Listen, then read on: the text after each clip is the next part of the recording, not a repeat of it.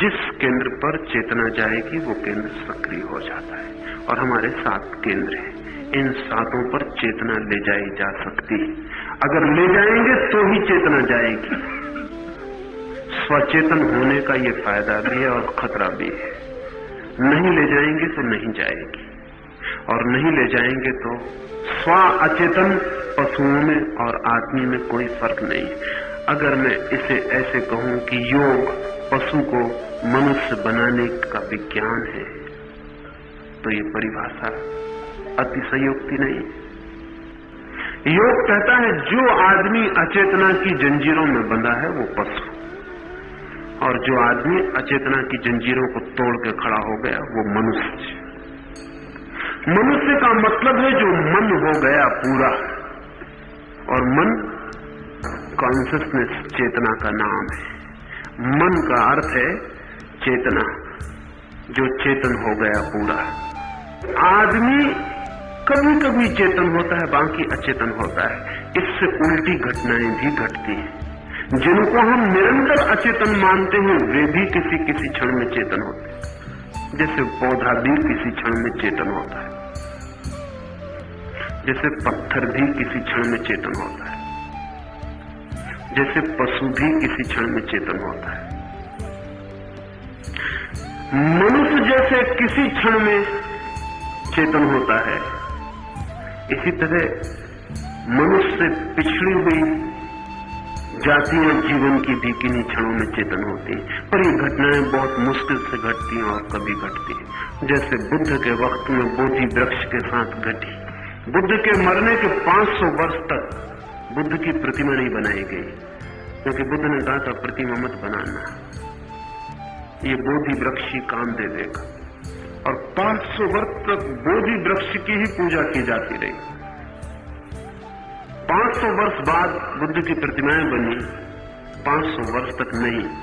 कारण बहुत से कारणों में एक कारण ये था कि जिस क्षण बुद्ध को बुद्धत्व हुआ, उस क्षण जिस वृक्ष के नीचे वो बैठे थे वो भी प्रतिध्वनित हो गया बुद्धत्व से, वो भी जाग गया, वो साक्षी हो गया। वो अकेला ही साक्षी था, अकेला विटनेस था, बाकी कोई मौजूद नहीं था, वो वृक्ष ही मौजूद था। आप कहेंगे कि वो वृक्ष कैसे सचेतन हो गया? बुद्ध जैसा बड़ा सूर्य वहां प्रकट हुआ उस वृक्ष के नीचे, तो कितना ही गहरा सोया हो वृक्ष अपनी अचेतना में, उसका भी एक हिस्सा जाग गया। उसने भी जाग के ये घटना देखी, इसलिए बुद्ध ने कहा ये वृक्ष मेरा गवाह है, ये विटनेस है, इसकी ही पूजा कर देना तो चलेगा, ये अकेला गवाह है। वो बोधि वृक्ष अब तक बचाने की कोशिश की गई है, उसका कुल कारण इतना ही। हालांकि बौद्धों को भी पता नहीं कि वो क्यों उसे बचाए चले जा रहे हैं। हिंदुस्तान में सूख गया तो उसकी एक शाखा को अशोक ने अपने बेटे और अपनी बेटी के हाथ श्रीलंका भेजा था। उसकी एक शाखा श्रीलंका में लग गई थी, तो जब हिंदुस्तान का बोधि वृक्ष सूख गया तो फिर वापस उस वृक्ष की एक शाखा लाके पुनः लगा दी गई है। लेकिन 2500 साल से वो वृक्ष जीवित है, वो विटनेस है, वो गवाह है। बुद्ध की चेतना में जो घटना घटी, उस बड़ी घटना के साथ वो वृक्ष भी आंदोलित हो उठा और उसने भी जाग के देखा अपनी गहरी निद्रा में कि क्या घट गया है। इसे इस तरह समझना आसान होगा। अगर आप किसी बड़े संगीतज्ञ से पूछें तो वो शायद आपको आसानी से बता सकेगा। अगर एक सुनसान सूने कमरे में एक वीणा रखी जाए,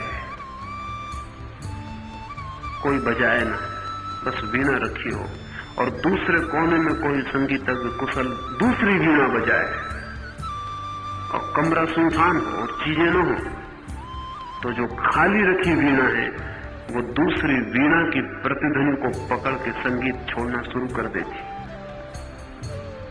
उस दूसरी वीणा के तार भी कंपित होकर नाचने लगते। ऐसा ही हुआ। वो इतनी बड़ी घटना घटी बुद्ध की कि उस कंपन में वृक्ष की वीणा के तार भी हिल गए, वो भी नाच उठा, वो गवाह बना। तो कभी ऐसा भी हुआ है कि वृक्ष भी जाग गए, और अक्सर ऐसा होता रहता है कि मनुष्य भी सोए रहते हैं।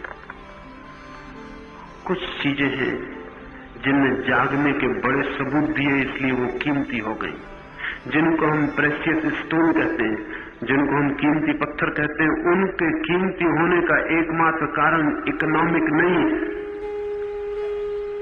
उनके कीमती होने का असली कारण योग से जुड़ा हुआ है।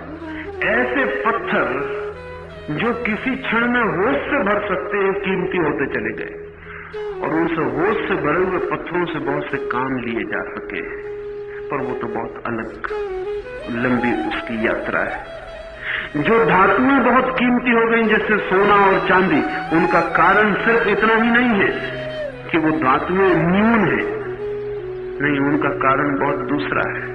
इन धातुओं ने जागने के ज्यादा सबूत दिए। हकीम लुकमान का नाम आपने सुना होगा। लुकमान के जीवन में एक बहुत अद्भुत उल्लेख है और वो योग के गहरे रास्तों से जुड़ा हुआ है। लुकमान के संबंध में कहानी है, कहानी कहता हूं, ऐसे वो इतिहास है। कहानी है कि लुकमान ने वृक्षों से जाके पूछा कि तुम किस काम में आ सकोगे, जड़ी बूटियों से पूछा कि तुम्हारा क्या उपयोग।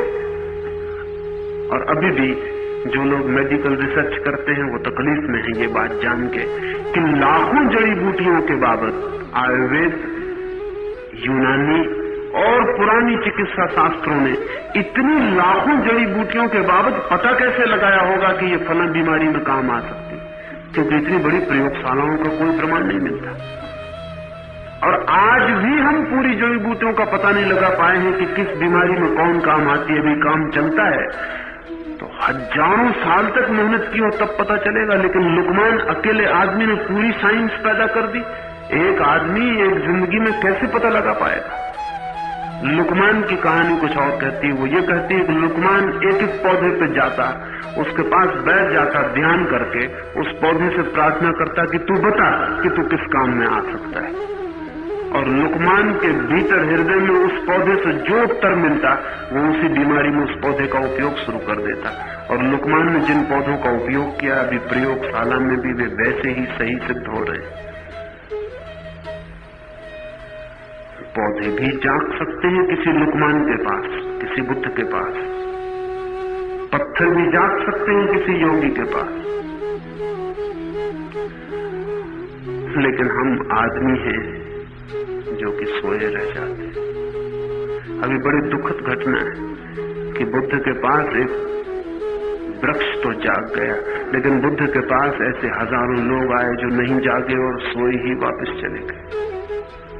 शायद वृक्ष बहुत सरल है इसलिए प्रतिध्वनित हो गया।